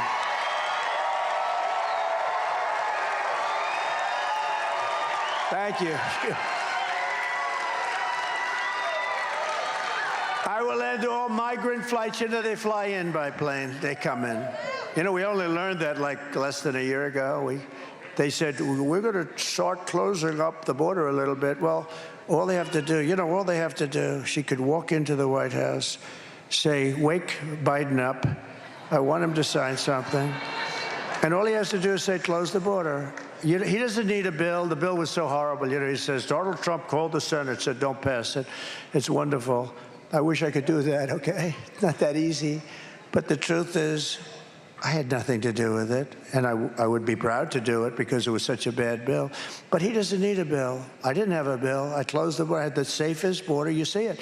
I had the safest border in the history of our country. We now have the worst border in the history of the world, maybe in the history of the world. And again, it's the #1 thing to campaign on. I mean, I think the inflation is horrible, the economy, everything. We have a lot of bad things. The when you see those killers, those guys that have military-style weapons. I mean, people are saying, where the hell do people coming out of Venezuela, young thugs that are tough as hell, by the way, where do they get this equipment? But I think it's the #1 thing, and we're going to have it fixed. You know, I fixed it in 2016. I fixed it. I did it so good, I couldn't talk about it for the next election. My people said, sir, they don't want to hear about the border. I said, what do you mean you don't want to hear? I did such a great job. I fixed it. We had the best border.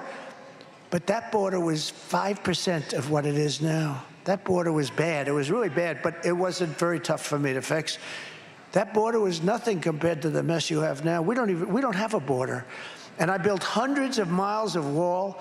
I built much more than I said I was going to build. Then we added 200, and they didn't want to put up the slats. And you know what they did? Many of them were sold for 5 cents on the dollar. It's just so sold. I will outlaw sanctuary cities immediately, and I will ban all welfare and federal benefits for illegals. We are running against the most radical, most incompetent, most unfit vice president running for president. Can you believe it? In the history of our country, she's totally unfit for office. No one respects her. No one trusts her. No one takes her seriously. And something is clearly wrong with her. Something is wrong with her. Something's wrong with her, and something's wrong with this vice president. He is off. She can't put 2 sentences together. How about 60 Minutes? Was that the greatest? You know, we're probably going to sue him just for the hell of it. Listen. 60 Minutes, she interviews. She was so bad. She gave an answer. This never happened to me. Why does it happen? She gave an answer that was so bad that they changed it. They took it out, threw it out. They didn't like edit it a little bit, take a word out. No. They took the entire, it was a long, stupid, she didn't know where the hell she was going. Does she drink? Is she on drugs? I don't know. I have no idea. She writes 60 Minutes, you know, big 60 Minutes CBS. You know, they have to be licensed by the federal government. They should take their license away. What they did, CBS, and they're all bad. How about David Muir? How bad is he? How bad is he? I said, crime is going up. And he said, no, it's not. It's going down. I said, it's going up. He said, crime is going down. Next question. The next day, they released the numbers. Crime's up 45% in our country. I don't watch him anymore. Pretty boy, little pretty boy he is. So they think it. She gives this horrible answer. They take every word of it and they throw it away and they insert another answer. That's called election interference and it's called fraud. And they should have their life. And you know, all the other guys back there are sticking up for them. You know why? Because they do the same thing probably. They don't do it for me. You know what they do with me? They make my answer worse. They write. No, they take out, like if I give, because I do the weave. You know the weave? I'll tell a story and I'll go from here being, it's actually genius, I have to say. And fair and smart people say it's total genius. But they say, oh, he wandered. I didn't wander. Wander is when you don't get back to the same point. No, I give the weave. They don't do anything for me. What they do with me is I give a beautiful paragraph, and they'll take some of the primary sentences out. And that's terrible to do. But that you can sort of get away with. You know, I can even understand it. They want to make it a little shorter. They want a little more time. You know, they don't pay anything for their license. They have a license that's worth billions of dollars. They don't pay anything. Neither does NBC fake news. And ABC fake news is really one of the worst, I will tell you. ABC, but this is CBS. They don't pay for, they use our airwaves. They don't pay anything. And then you hear that 60 Minutes, which is a news show, it's under their news division, so they're not allowed. This isn't an entertainment show. But they took the sentence, not the sentence, they took a whole paragraph, big paragraph, just word after word. That was like the 32 that I listened to, you know, 32, with the teleprompter where she basically choked and froze like a dog. But that was like the 32. They took it out and they inserted a new answer that was more rational. Wasn't great, but it was, at least you don't say, what's wrong with this person? Where did you ever hear them doing that? That's called election. This is an election. We're in the middle of an election. She gave a horrible answer on a news show that pays nothing for the airwaves that are worth billions of dollars. And the other networks stick up because they don't want it to happen to them either. They don't want to see a bidding contest for who's going to do the news. But there has to be some kind of justice in this country.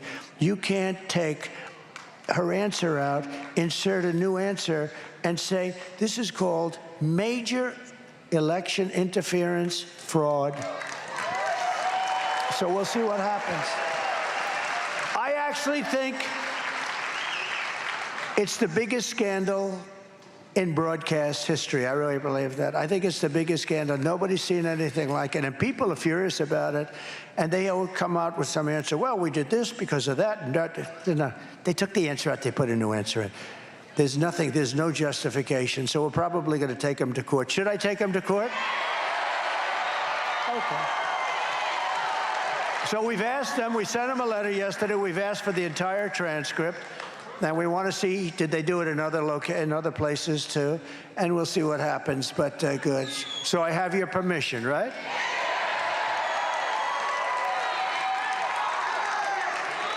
Who would think of these things? I mean, who would think? And it was a mistake. They made a mistake. That's how everybody found them. They made a mistake. They put out the original answer. Somehow somebody saw the original answer, said, that's not the answer she gave. And when they went back, they feel it was, you know, they found out it was a fraud. It was a fraud on the American public, and they should pay a big price for it. And if they do pay a big price, it won't happen anymore. She's an international joke, and she's going to end up getting us into World War III, and Kamala is in free fall. You know, she's in free fall with Arab and Muslim voters. Now, in Michigan, did you notice that my poll numbers are very good with the Arab voters? Did you see that? My poll numbers are very good. I appreciate it. You know why? You know why they're? Because I want peace in the Middle East. I want peace. I did the Abraham Accords. I want peace in the Middle East. So it's very simple. It's not, I want to see peace in the Middle East. But my poll numbers in Michigan are very good with, they were supposed to, I was supposed to be 0, she was supposed to be 100. Now I'm beating her because they see how bad she is. but they don't like or respect her. She's sent their overseas, I mean, you take a look. She's sent their jobs overseas. She's brought in crime to the cities. She's taken in all of this tremendous fire. She's okay with it that took place in the Middle East. But you ask yourself, why would Muslims support Lion Kamala Harris when she embraces Muslim-hating and very dumb person Liz Cheney, a dumb person, who, by the way, lost for Congress in the biggest margin in the history of politics. She lost by almost 40 points. The reason she has that honor is that most people wouldn't have stayed in. A congressperson that's in that position normally retires before the election, which would have been a good idea for her to do. But Liz Cheney's a total loser. But her father brought years of war and death to the Middle East. He killed many Arabs, many Arabs and Muslims. And now Lion Kamala has embraced Liz Cheney. She embraced her. And why would a Muslim or why would an Arab want to vote for somebody that has Liz Cheney as her hero? Liz Cheney is a totally failed politician. Again, she set the worst record. I think it's a terrible mistake that she's made. I think it's a great insult to Muslims all over the world, and I think that she's going to do very bad in Michigan. I really do. I think she's going to do very badly. To do that was a bad thing, and I was see it. But in one way, I was happy because you have to understand I'm competing against her. I'm competing against this stupid person. I think we are winning by a lot. I have a feeling we're winning by a lot. But this person cannot be president. By the way, is there any place better to be than a Trump rally?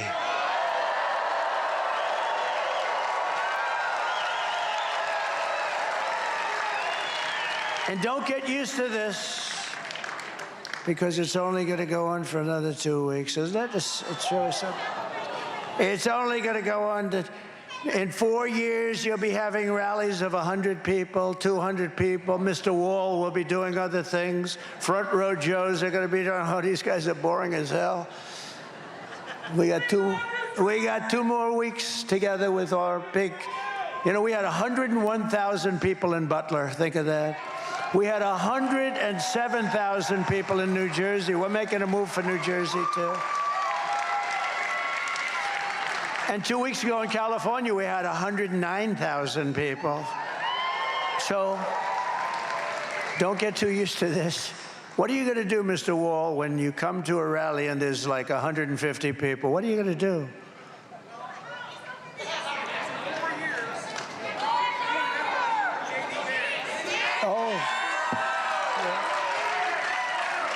You like, right?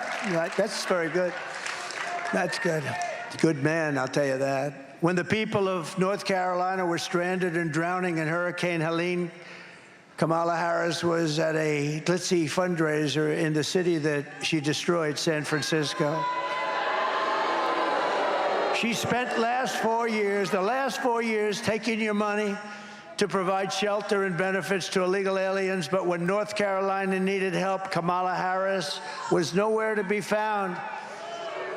They spent your money. They're going to probably have to call an emergency meeting, a special session of Congress, because the illegal migrants, many of them killers, many of them drug dealers, many of them released from prison, have taken the money that they were supposed to spend in North Carolina and Georgia and Alabama and Tennessee and Florida and South Carolina.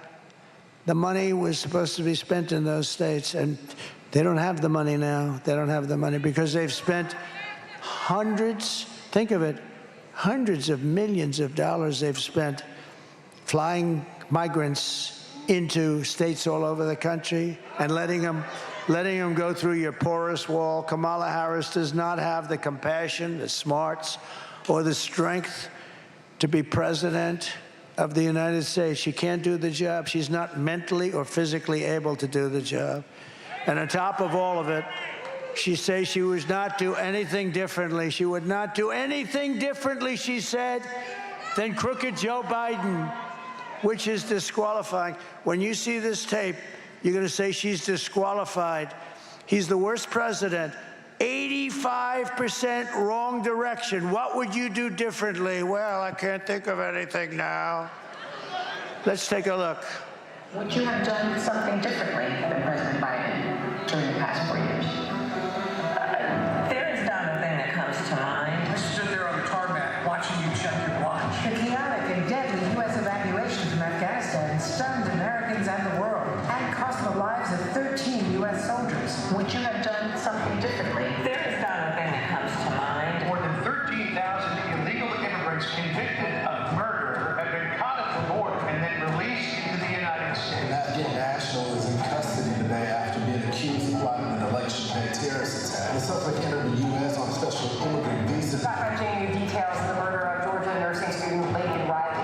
The illegal immigrant suspect, who cops say committed the heinous murder, is a Venezuelan national who crossed the unsecured southern border back in 2022. 2 men investigators say are in the country illegally from Venezuela are charged with capital murder and the death of Jocelyn Nungaray. A fifth illegal immigrant accused of attacking 2 New York City police officers over the weekend showed no remorse or regret. Would you have done something differently? There is not a thing that comes to mind. Only 18% say the economy is in excellent or good condition. US inflation has hit a new 40-year high, increasing by 9.1% over the financial year. The cost of homes have spiked. Home buyers need to earn 80% more than they did in 2020 to afford a house. Were you the last person in the room? Yes.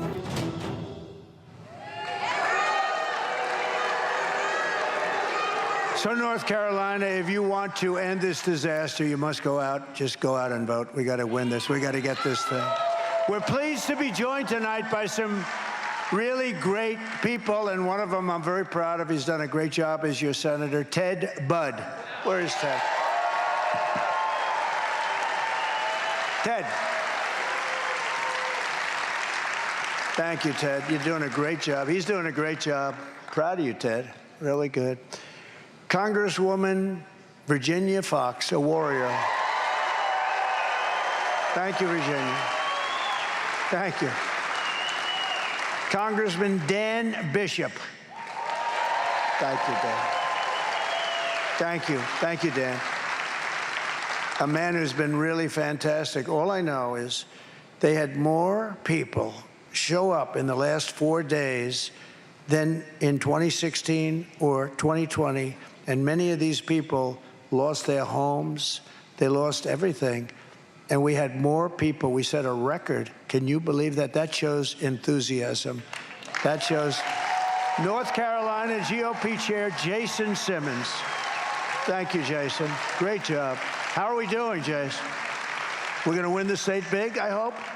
3 times in a row, right? Jason's great.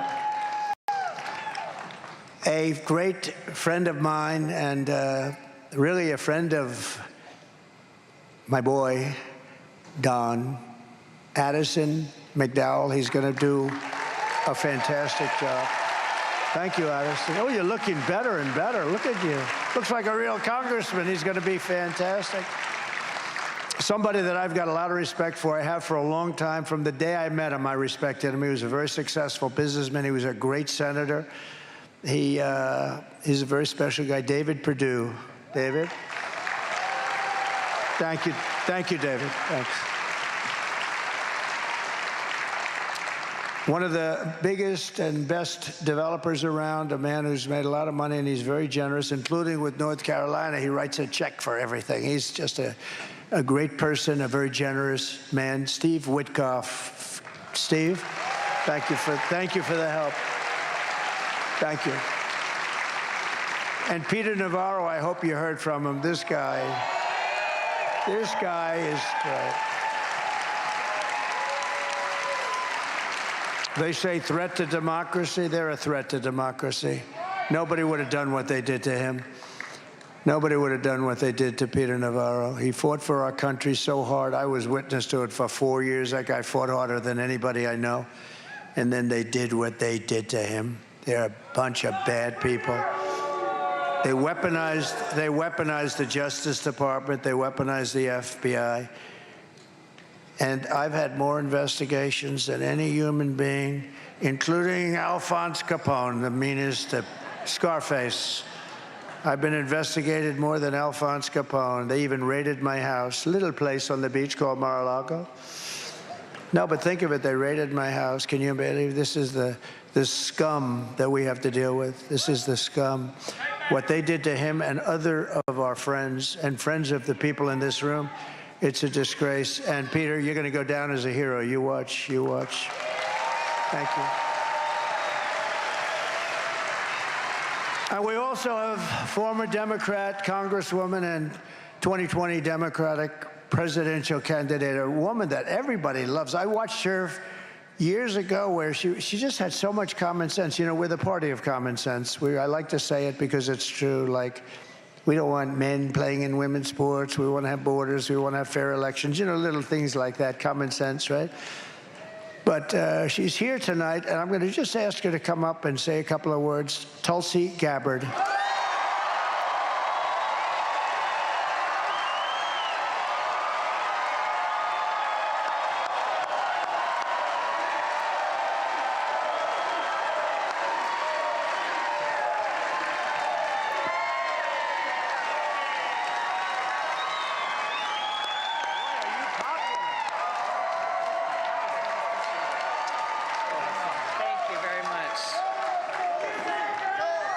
Aloha.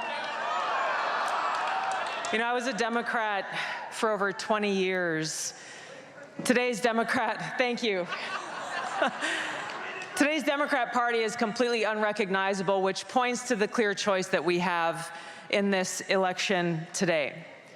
When you look at the party of Kamala Harris, for example, she is anti-freedom, she is pro-censorship, she is pro-open borders, and she is pro-war. Without even pretending to care about peace, as President Trump talked about, she has shamelessly embraced the endorsement and support of warmongers like Dick Cheney and Liz Cheney and others who care more about power and feeding the military-industrial complex than they care about you, the American people, and peace. President Trump has pledged to end wars, not start them. And this is why, in the eyes of the Kamala Harris-Dick Cheney Democrat Party, they will do everything possible to try to destroy him. You'll see how they have weaponized the federal government. They have weaponized law enforcement, the Department of Justice. They have done everything possible to try to silence him, to try to remove him from the ballot, so we the people don't even have the choice to who we want to vote for. Why have they done this? Because this man has the courage to take them on and root out the deep rot of corruption in the swamp in Washington.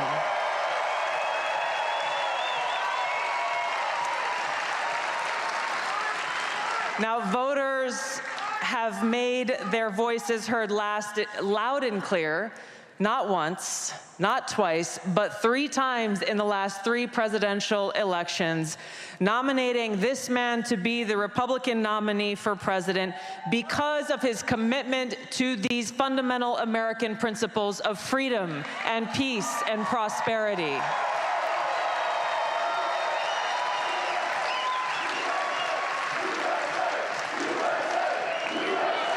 USA.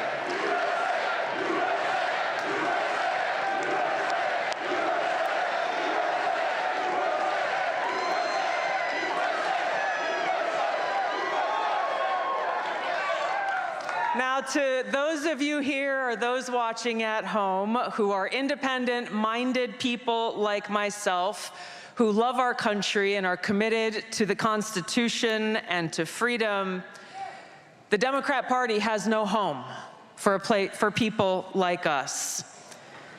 But we do have a home in the Republican Party where we are welcomed with open arms by President Trump and so many of you who love our country.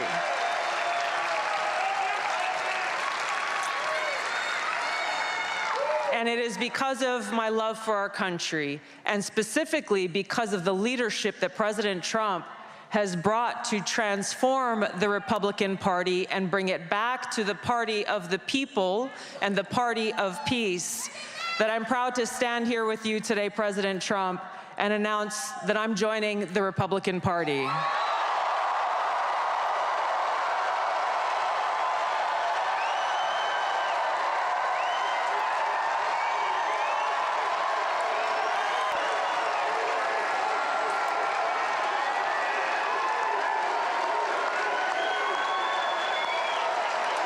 I'm joining the party of the people, the party of equality, the party that was founded to fight against and end slavery in this country. It is the party of common sense and the party that is led by a president who has the courage and strength to fight for peace.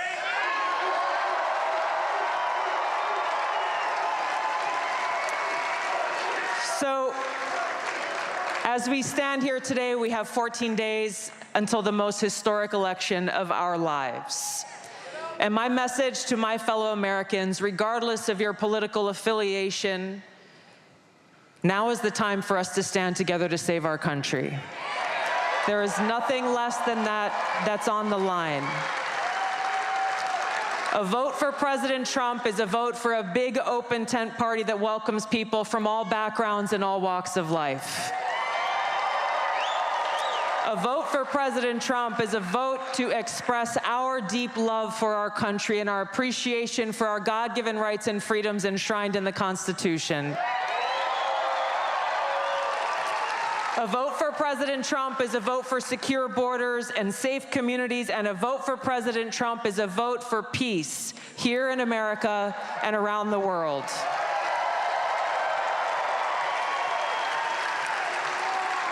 I'm looking forward to casting my vote for President Trump because you are our best and only hope in this election to lead our country toward a future where every one of us can live in a truly free, peaceful, and prosperous nation.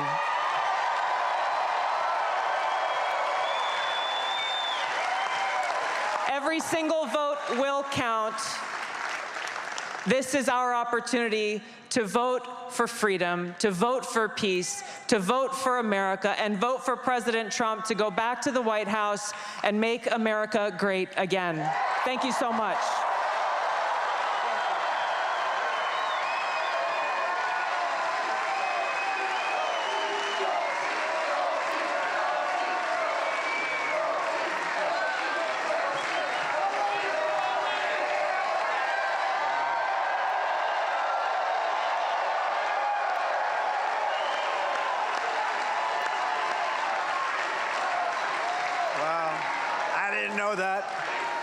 I didn't know that.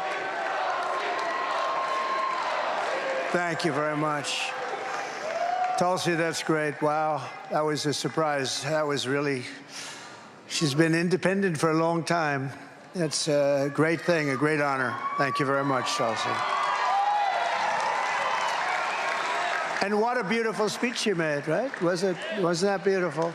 You know, I'd like to also honor somebody who really has gone through a lot, and I hope he's going to really be helping us a lot. He's got some tremendous ideas and for making us healthy and well, and that's RFK Jr. He's a very special guy, and I just want to thank him because he sort of came in at the same time as Tulsi, and he's got some incredible thing on your health, on women's health and all of the different elements. I may have to fight him a little bit on the environment because we have to run this country so well, but that's okay.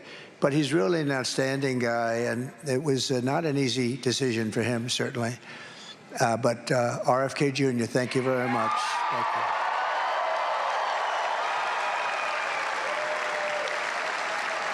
Thank you. Thank you very much. So here are the facts on Kamala, just in wrapping it up. Oh, you thought he was here? No, he was. I was wondering. I said, no, he is here in spirit, I can guarantee you he's here.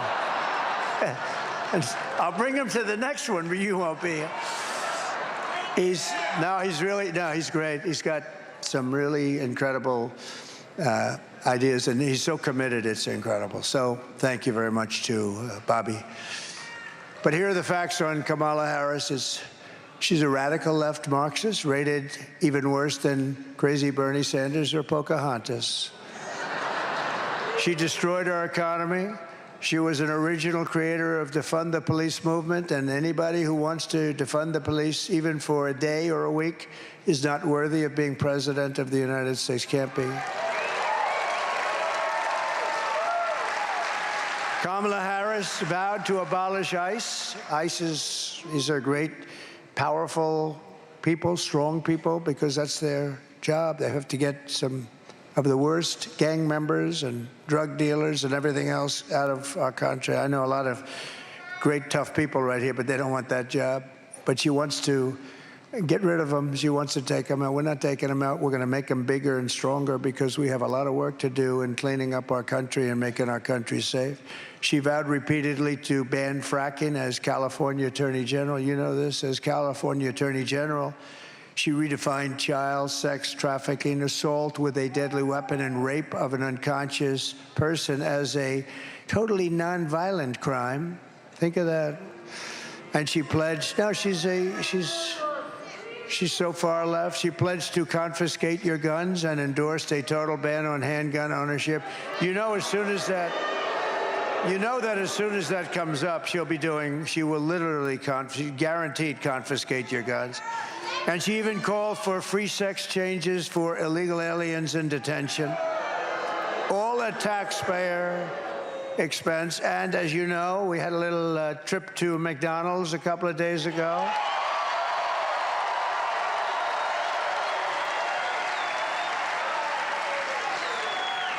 And she lied about working at McDonald's. It was a part of her story. I worked over the French fries, so I decided to see what it was like.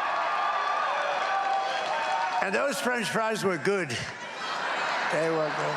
They were right out of whatever the hell they make them out of, but they were.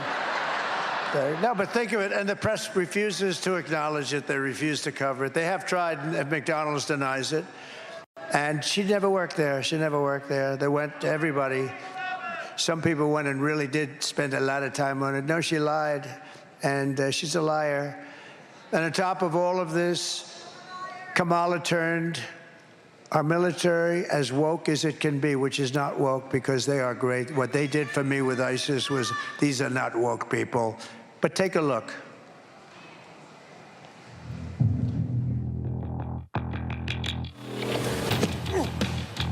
You little scumbag! I got your name. I got your ass! You will not laugh. You will not cry. You will learn by the numbers. Happy Pride. Happy Pride Month, and actually, let's declare it a summer of pride. So you're a killer? Sir, yes, sir! Let me see your war face. Sir, you got a war face? Ah! That's a war face. Now let me see your war face. Ah! Bullshit! You didn't convince me. Let me see your real war face. Ah! I hear it and I know that I know you wanna take. You will be a weapon. You will be a minister of death, praying for war. But until that day, you are pukes. You are the lowest form of life on earth. You are not even human fucking beings. You are nothing but unorganized, grabastic pieces of amphibian shit. How to abracadabra, these bitches know I got answers the way I. It looks to me like the best part of you ran down the crack of your mama's ass and ended up as a brown stain on the mattress.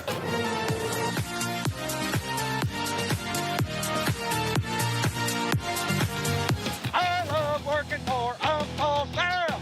I love working for Uncle Sam. Lets me know just who I am. Lets me know just who I am. 1, 2, 3, 4, United States Marine Corps. 1, 2, 3, 4, United States Marine Corps. Thank you. You got to remember, we won 2 world wars. We won a lot of things. Well, most recently, we did defeat ISIS, and they said that couldn't be done. It was going to take 5 years. It took 4 weeks. We have a great military, and they're not woke. Some of the stupid people up top are woke, but they're not woke. You couldn't make them woke if you tried. You couldn't make them. You could put them in what's called a woke cage for 2 years, and they'd come out fighting, believe me. So in conclusion, with your vote this November, we are going to fire Kamala Harris, and we are going to save America. With your support, we will cut your taxes, end inflation, slash your prices, raise your wages, and bring thousands of factories back to America and back to North Carolina. They're coming back. We will build American, we will buy American, and we will hire American again. I will end the war in Ukraine very quickly. I will stop the chaos in the Middle East, and I will prevent World War III from happening. We're so close. The biggest risk is this number of months before January 20th. We will crush the violent crime that's plaguing our cities and give our police the support, protection, resources, and respect they so dearly deserve. They will stop the crime. We will strengthen and modernize our military. You know, we rebuilt the entire military. And then they gave a lot of military. A lot of our military was given to Afghanistan. Isn't that nice? Think of that. How about that? That was the most embarrassing moment in the history. 13 dead soldiers, many, many horrifically wounded with arms and legs obliterated. They gave billions of dollars of equipment. They didn't take Bagram, the air base. They should have kept Bagram. It's an hour away from where China makes its nuclear missiles. Isn't that nice? They didn't take it. And we left people behind. We left Americans behind. They moved the military out first. A child. You know, I had one of the rallies, and I had this little 5 or 6 year old boy in the front row, and I called him up to the stage. His mother was horrified, you know, I understand it. But he was up here, a little kid, and I said, I gave him the facts in about 2 minutes. I said, would you move the military out first or last? I'd move the military out last, sir. These stupid people move the military out first, and you know, I didn't lose one soldier. In 18 months, I had a talk with Abdul, who was the head of the Taliban. Abdul, still there, he's still the head. And we had a talk because they were killing a lot of our soldiers with sniper fire and other things, and a lot of them with Obama and Biden, but basically Obama. I don't think Biden knew where the hell he was then either. So they were killing our soldiers, and I told them, I don't have to get into the conversation. For 18 months, we didn't lose one soldier. Then we had a tragic election, tragic. Think of our country. We wouldn't have had inflation, least importantly.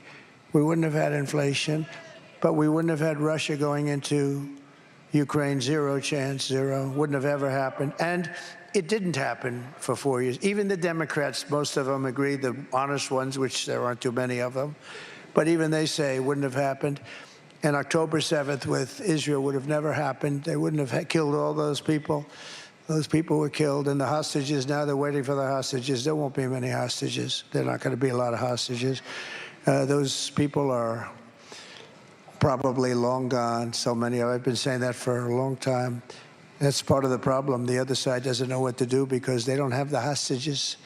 It's a very sad situation. That would have never happened. All these things would have never happened. Think of the difference in the world. Viktor Orban, the head of Hungary, Prime Minister of Hungary, very powerful guy. He said, they said to him, what's going on in the world? It's blowing up in the Middle East. It's blowing up with Russia, Ukraine. What's going on? You didn't have any of this stuff when Trump was here. What is going on? He said, the problem is you don't have Trump. You put Trump back, it's all going to be better. They would have never done this with Trump as president. It's interesting. Right? Peter knows, right, Peter? We will build a missile defense shield all around our country. We're going to be safe. We're going to be made in the USA. It's going to be made in North Carolina, partially. We will land an American astronaut on Mars, and we'll call Elon, let's get going. We want to do that. But we really want to, and as part of that, we were in big trouble in space. China was lapping us, and Russia was lapping us. And I created Space Force. And now we're lapping the whole world with Space Force. They've done a great job. Part of that whole thing is about military and military protection. It's going to be very important. It's going to be one of the really best decisions we ever made doing Space Force. We will rebuild our cities, including our capital in Washington, D.C., making them safe, clean, and beautiful again. We will teach our children to love our country, to honor our history, and to always respect our great American flag.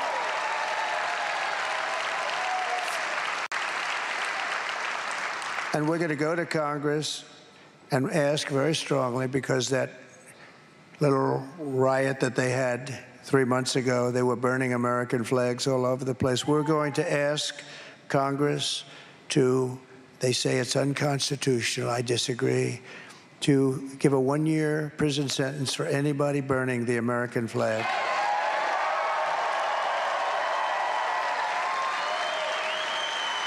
Early on. That's right. That's very nice. Very good. You came prepared. Look at you. We will get critical race theory and transgender insanity the hell out of our schools.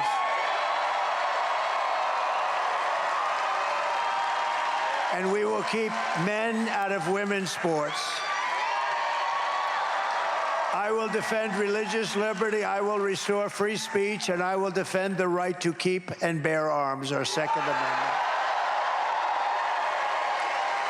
After years of building up foreign nations, defending foreign borders, and protecting foreign lands, we are finally going to build up our country and defend our borders and protect our citizens. And we will stop illegal immigration once and for all, and it will be stopped. And again, we're going to let people into our country, but they're going to come into our country legally. We will not be invaded. We will not be occupied. We will not be conquered. We will be a free and proud nation once again. Everyone will prosper, every family will thrive, and every day will be filled with opportunity and hope. But for that to happen, we must defeat Kamala Harris and stop her radical left lunatic agenda. And we have to have a landslide of an election that's too big to rig. We have to get out. You got to get out. Early voting is underway, so get everyone you know, get your friends, get your family, get Alice to get her husband, who just will not get off that couch. Come on, Jack. Let's go, Jack. You got to do it, Jack. You can do it. Turn off the television just for an hour. We'll be right back, Jack. Turn off that football game. It doesn't really mean anything, Jack. Especially with the new kickoff return. Did you ever see anything so stupid in your life? They always they have to ruin things at work. Is that the most ridiculous thing you've ever seen? After all we have been through together, we stand on the verge of the 4 greatest years in the history of our country. With your help now, until Election Day, we will redeem America's promise. We will put America first, and we will take back the nation that we love. We are one people, one family, and one glorious nation under God. And we will never give in. We will never give up. We will never back down. And we will never, ever, ever, ever surrender.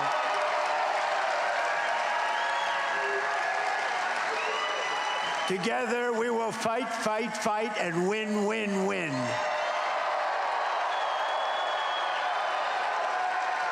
November 5th will be the most important day in the history of our country, and together we will make America powerful again. Make America wealthy again. Make America healthy again. Come on, Bobby. Bobby's gonna do it. Bobby, let's go, Bobby. You're gonna make us healthy, Bobby. We will make America strong again. We will make America proud again. We will make America safe again. And we will make America great again. Thank you very much, everybody. Thank you. God bless you. God bless you.